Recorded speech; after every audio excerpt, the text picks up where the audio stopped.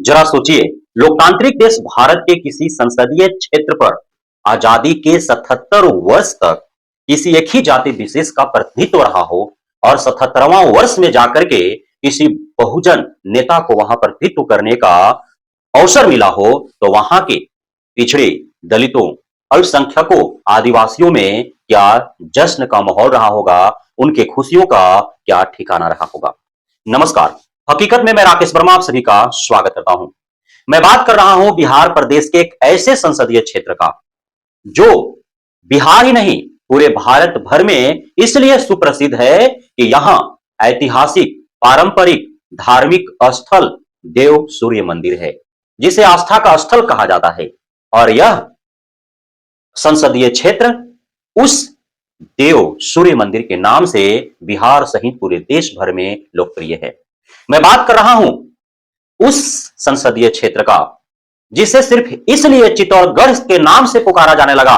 यहां आजादी के 77 वर्ष तक एक ही जाति विशेष का इस संसदीय क्षेत्र पर प्रतिनिधित्व रहा।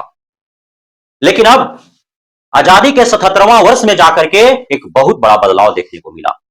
और यह बदलाव तब संभव हुआ जब एक पिछड़े का बेटा, बहुजनों का नेता यहां प्रतिनिधित्व संभालने के लिए कमर कस लिया और इस क्षेत्र के सभी दलित, पिछड़े, अल्पसंख्यक, एससी, एसटी, ओबीसी वर्ग के जनता जनार्दन ने ठान लिया कि इस बार तो बदलाव लाना ही है, इस बार तो बदलाव करना ही है। और इस बार पिछले 77 वर्ष का जो इतिहास है उसको बदल करके एक नया इतिहास रचना ही है। और एक पिछड़े का बेटा, बहुजन का नेता जब इस रणभूमि में उतरता है तो यहाँ के जनता जनार्दन का आशीर्वाद इस कदर प्राप्त होता है कि इस औरंगाबाद की धरती से सीधा लोकसभा तक का सफर तय कर लेता है। मैं बात कर रहा हूं औरंगाबाद संसदीय क्षेत्र के नवनिर्वाचित सांसद जिसने ऐतिहासिक जीत दर्ज कर लोकसभा तक का सफर तय किया है, माननीय सांसद अभय कुशवाहा जी का। आज 14 जनवरी 2025 मकर संक्रांति के पावन अवसर पर जीत के 6 माह बाद जश्न मनाया गया। और यह जश्न आगामी विधानसभा चुनाव में जीत दर्ज करने का अग्रिम जश्न के रूप में भी मनाया गया। आज मानो औरंगाबाद संसदीय क्षेत्र के रफीगंज विधानसभा क्षेत्र के मदनपुर प्रखंड के उमगा में उमगा मेला परिसर में जन सैलाब उमड़ पड़ा।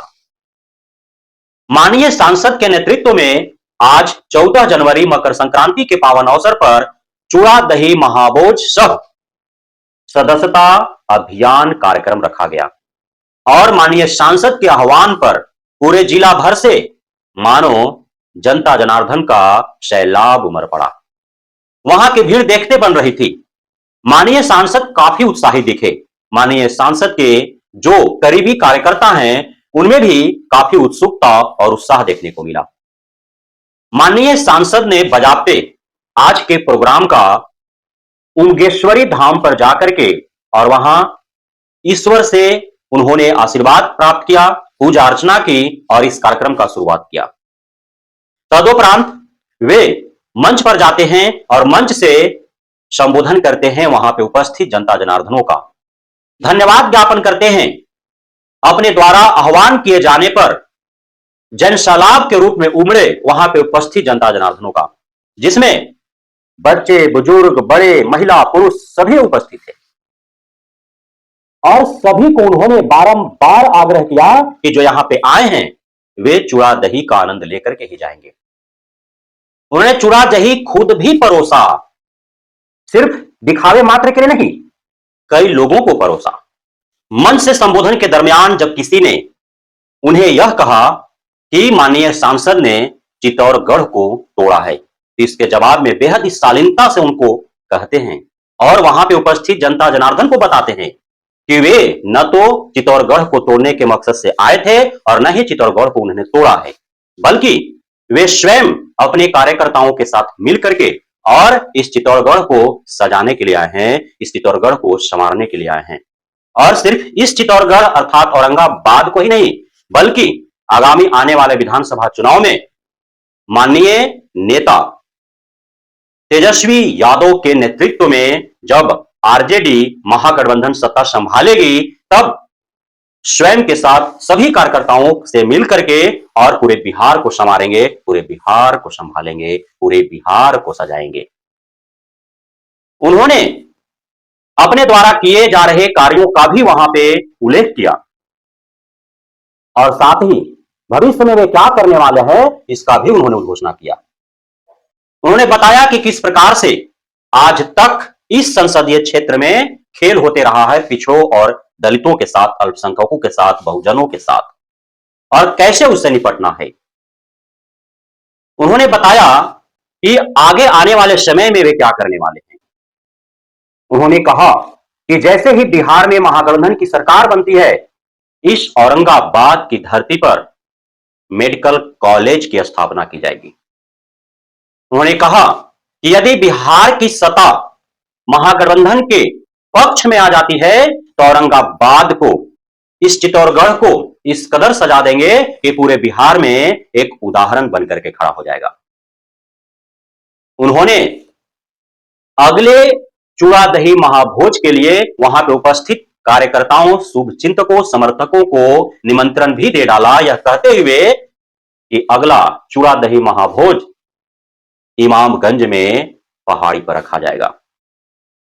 और सभी को उन्होंने आह्वान किया, आमंत्रित किया कि अगला चूड़ा दही महाभोज में इमामगंज के उस पहाड़ी पर आप अवश्य ही उपस्थित होंगे। उमगेश्वरी धाम को भी उन्होंने सजाने और संवारने की बात कही।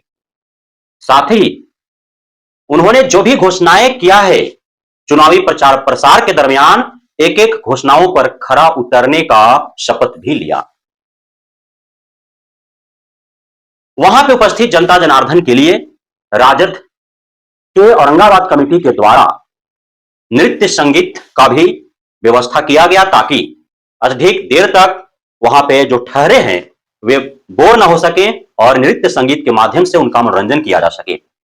और इस प्रकार सैकड़ों नहीं बल्कि हजारों की तादाद में माननीय सांसद के शुभचिंतक, आरजेडी के कार्यकर्ता, सदस्यगण आए और इस चूड़ा दही महाभोज का आनंद उठाएं। साथ ही उन्होंने जो भी उपस्थित था, जो अब तक आरजेडी का सदस्यता ग्रहण नहीं किया था या किया भी था, सभी ने आरजेडी का सदस्यता भी ग्रहण किया। इस प्रकार माननीय सांसद के द्वारा अपने जीत का जश्न भी मनाया गया और 2025 के आगाज के साथ साथ आगामी विधानसभा चुनाव का शंखनाद भी फूंक दिया गया।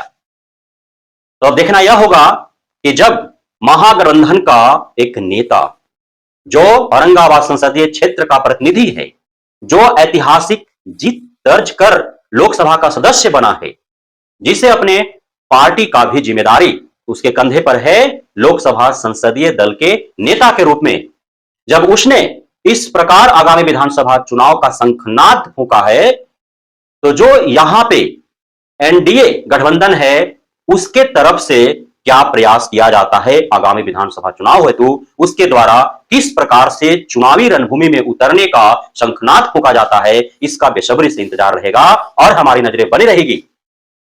और जिस प्रकार से मैंने इस खबर को स्टोरी के रूप में बताया है, इससे भी अधिक तेज के साथ मैं एनडीए गठबंधन के द्वारा आगामी विधानसभा चुनाव के लिए जब शंखनाद फूंका जाएगा तो उसे मैं स्टोरी करूंगा।